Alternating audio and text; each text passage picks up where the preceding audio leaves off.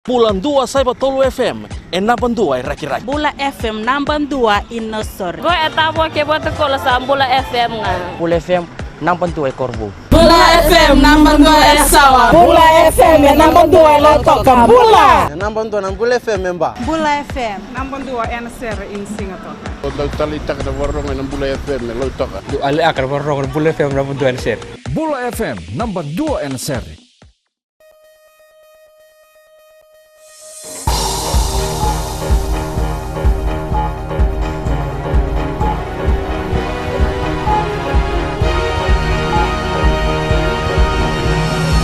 In this bulletin, a second body has been discovered in a river in Nambua, Suva. People's Democratic Party says it's not a breakaway of the Fiji Labour Party. And Fijian Media Association, the first after 3 decades.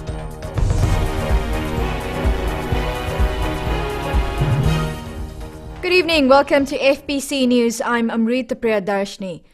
A group of families at Navakai in Nadi are asking for the government to intervene in an escalating land problem. They're in houses rented from a landlord whose lease on the land has expired. The tenants, who were told to remain in the flats while the Department of Lands would investigate the illegal development of houses on Crown land, have now been served with eviction notices. Christopher Chand reports. This 1.5-acre land is at the center of controversy. Last year, the Department of Lands advised the tenants that the lease had expired and they had been paying rent to the landlord who had built houses illegally on state land. But now the landlord has received a 2-year development lease for the property and has issued eviction orders for the tenants to get out within 14 days. When the lands came last 6 months ago, they came here and they told us to stay 6 months and later they will come and solve the problem. But they never solve any kind of problem. Meanwhile, the families have been living without electricity and proper water supply for over a month. The landlord, Ronald Ritesh Kumar, did not wish to come on camera, and Permanent Secretary for Lands, Tevitam Boseiwanga, is yet to comment on the issue. This letter notifying Kumar his lease had expired was issued last year and highlighted that he had been operating unlawfully. But despite that, he was issued with a 2-year development lease in February. 10 houses here for rent instead of agriculture. Instead of planting sugarcane, we're doing renting business here. And they told us it's a business, registered business we have. Then we pay. I pay the old wooden house in this place. It's $300. According to the tenants, the Department of Lands left them in the dark over issues surrounding the initial investigation in August last year, and a copy of the letter to their landlord was never given to them. It's a pain in the heart, it's a bad feeling, and you feel like you're in the middle of nowhere. When you cry for something, nobody answers you. And you're a citizen of Fiji, born and breed and live. This is our country. You can't be tortured like this. Somebody up there must do something. The issue is now likely to end up in court if the matter is not solved by authorities. The tenants remain adamant that they are in the right to continue staying in the flats until the land problem issue is thoroughly investigated. Christopher Chand, FBC News. Newly elected People's Democratic Party leader Felix Anthony says they're not a breakaway of the Fiji Labour Party. Anthony stresses the PDP has its own identity and will offer voters a multiracial party for the 2014 general elections. Christopher Chand once again. Felix Anthony is a former Labour Party member who walked out on the FLP in 2012 due to the differences he had with Mahendra Chaudhry's leadership. I don't think people consider us as a breakaway from the Labour Party. The Labour Party has got its own identity. We have a different view of things. Our belief is different. And not only that, but as I've said, we want to practice what we preach. Anthony now has the chance of leading his own party, having been elected PDP leader yesterday at the inaugural convention. The many policies that I've talked about, these are things we will do. We will walk the talk, as I've said. That's the real change you will see in PDP. I'll leave it at that. I don't want to talk about any other party. The PDP is one of the newest political players. It also has a different view on the United Front for a Democratic Fiji. Quite honestly, I don't believe there is really an united front because elections will really be fought by individual parties. So, I'm a bit confused as to what kind of united front they have. I think Sodelpa has made it very clear that they would want to fight elections on their own, and FP will fight on their own. So what is this united front that we're talking about? FLP leader Mahendra Chaudhry says he has no comment to make about the PDP, adding that people know about the party. Christopher Chand, FBC News. It's official. The Fijian Media Association is now a registered organisation. The association, which has taken decades to revive, was launched last night in Suva. Ellen Stolz reports. There was laughter and lovo as members of the media fraternity gathered for the announcement of the Fijian Media Association. The association General Secretary Stanley Simpson says it's been a long time coming. So now, after 2 decades or 3 decades ago, the senior ones amongst us, that's not me. We remember 2 or 3 decades there was a Fiji Media Association, it died, and we tried to revive it prior to the coup, and then there were divisions within the media, and there's been a lot of animosity. But this is a chance for us to come together, to organize events, to collaborate, to have professional engagement, and to build and to get some respect back into our industry. The association is only days old, and the finer details are still being finalized. Simpson says the main focus is to develop a better media industry. We have a constitution here, but it's just a draft constitution. You can change it, it's not set in stone. So maybe we will have full membership for the mainstream media and associate membership for corporate media or NGO media or public relations and such. But the idea is to strengthen this industry. Thank you. FBC News Director Rita Narayan says the establishment of the association is timely. We believe the timing is right as well.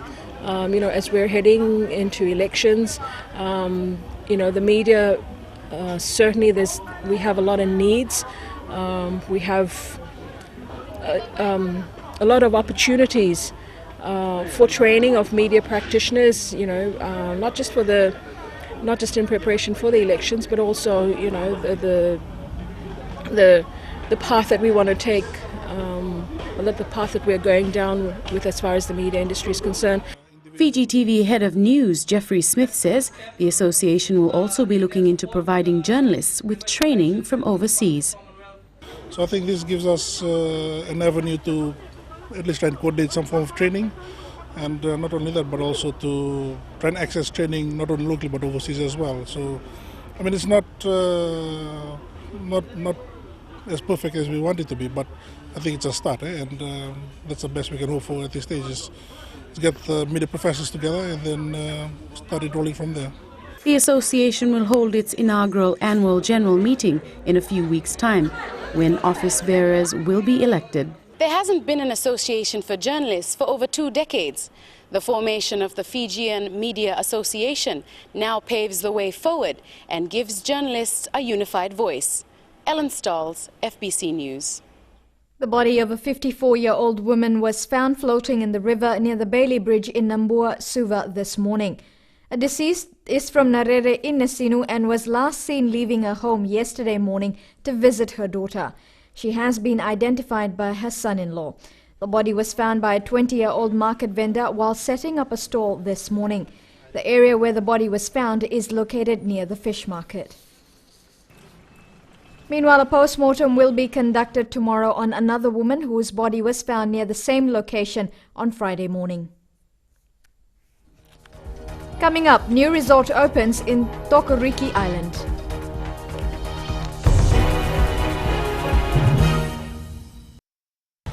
Today FM is #1 here in Singapore. We love Today FM in Lambasa. It rocks! My favorite station in Nadi is Today FM. Listening to Today FM. Today FM rocks in Suva. Lotto kasi love Today's kid music. I love Today FM because they play all my songs. We love Today FM at Vuniva Lambasa. Yeah, it rocks! I love Today FM because it rocks. Today's hit music on Today FM.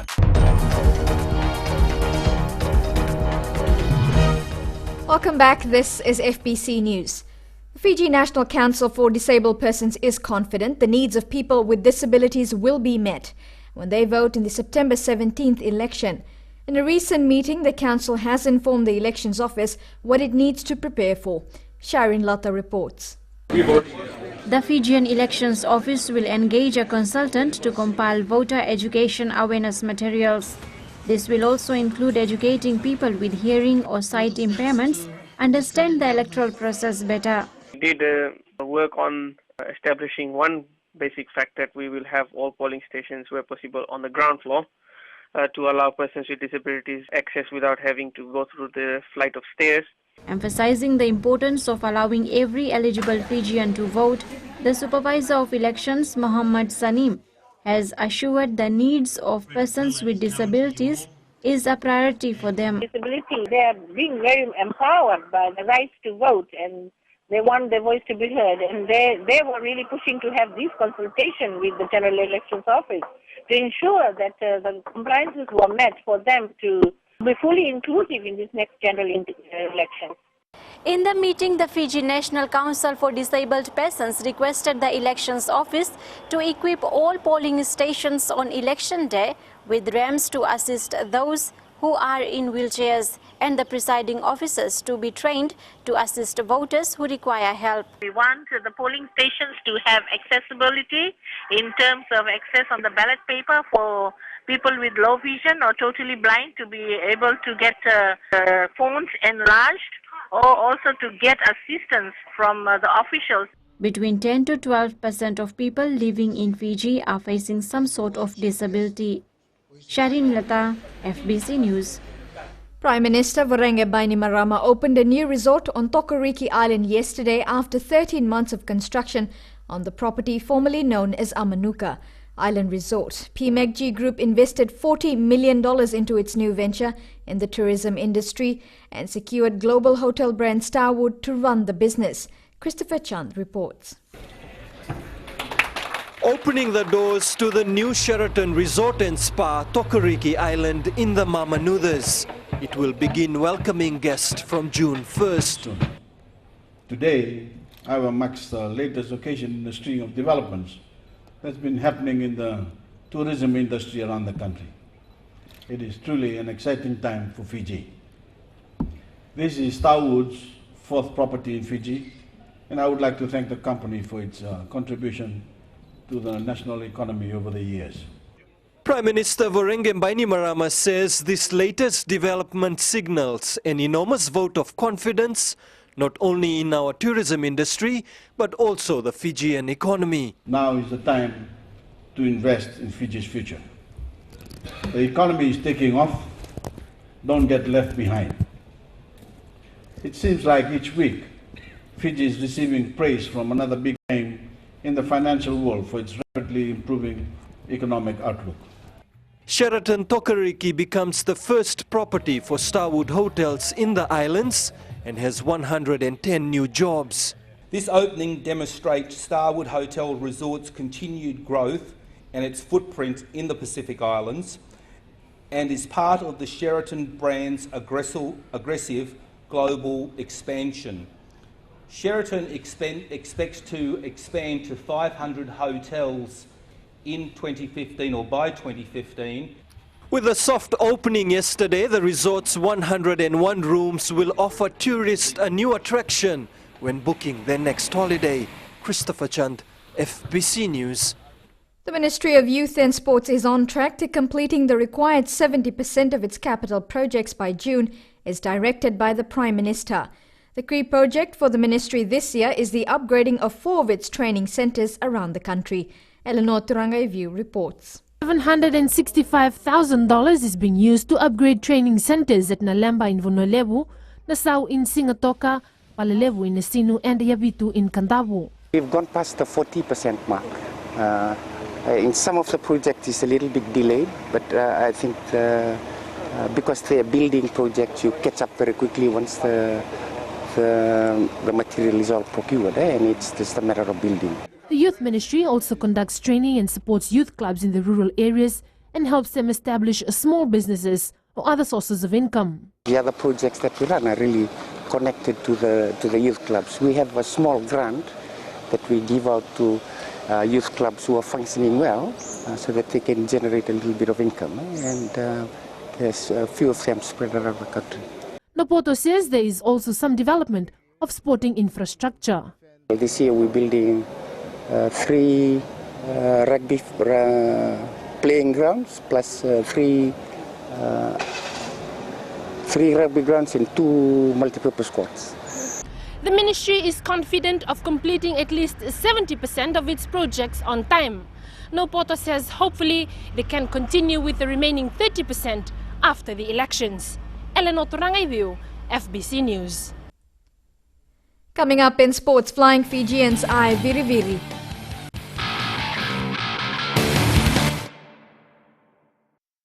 Ito singato kung talita na barong na Radio Fijian na station yalmotua. Ako na koro na talita. Mandau talita gini na barong Radio Fijian. Kitongo isu untuk talita na barong na Radio Fijian station yalmotua. Keto talita na Radio Fijian. Na Radio Fijian ento talita kita nga Singatoka. Station in Matino Pinatia na Radio Fijian. Pongkan Beyanyan. Na Radio Fijian nandu mo ibiti na pongkan ni BNN.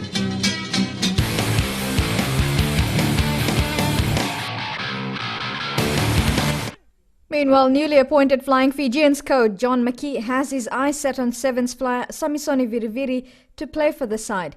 Viriviri will join French club Montpellier after the current World Sevens series, but remain a wanted man. Indra Singh has more on this story.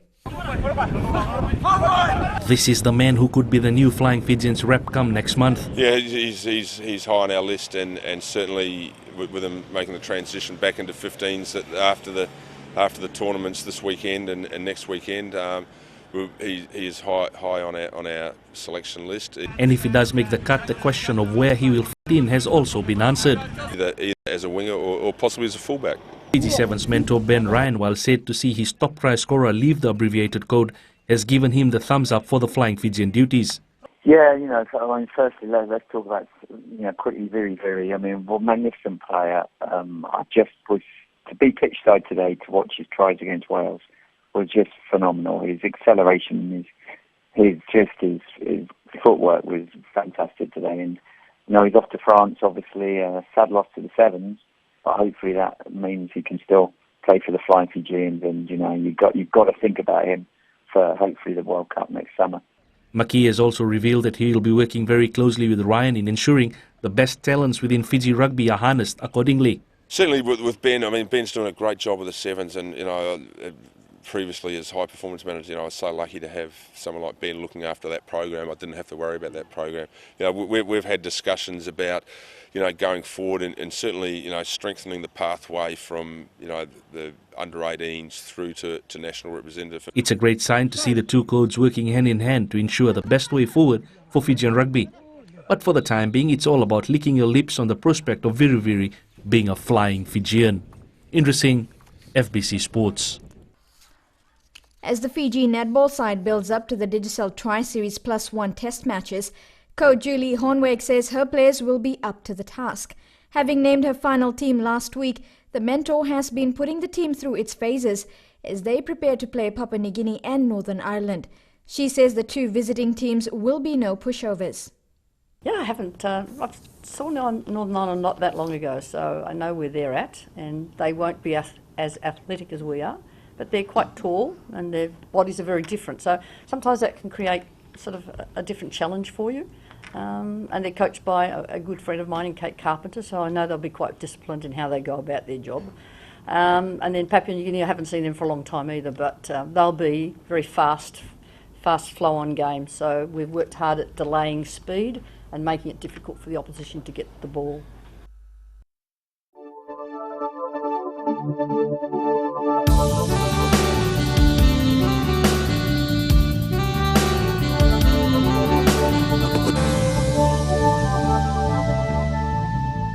Apart from a few showers in the Greater Suva area, fine weather prevailed over most major centres. No change in temperatures from yesterday.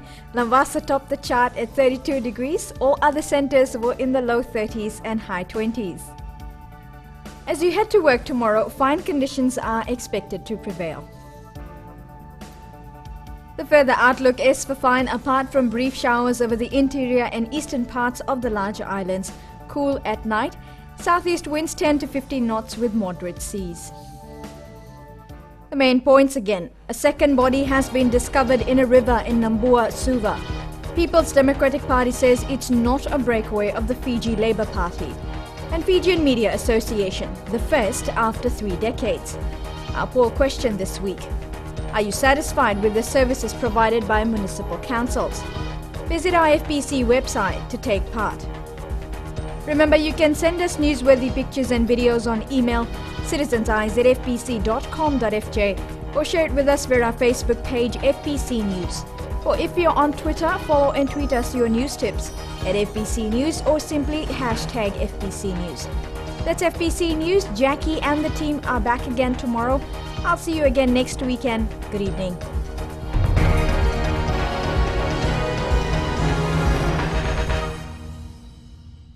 Talitak na Radio Fijian na muiran na nonda bonua. Ando talitak na borong na Radio Fijian singa toka bulletin station ni alumatu. Ando talitak bale una borong na Radio Fijian station ni alumatu ilo toka. Ando talitak bale una borong na Radio Fijian na Nadi na station ni alumatu. Au tungoi korbo. Ando borong lewe na station ni alumatu na Radio Fijian. Ando borong na Radio Fijian na station ni alumatu na mandoi telem. Na Radio Fijian nandu mai bitin bonga ni bienen.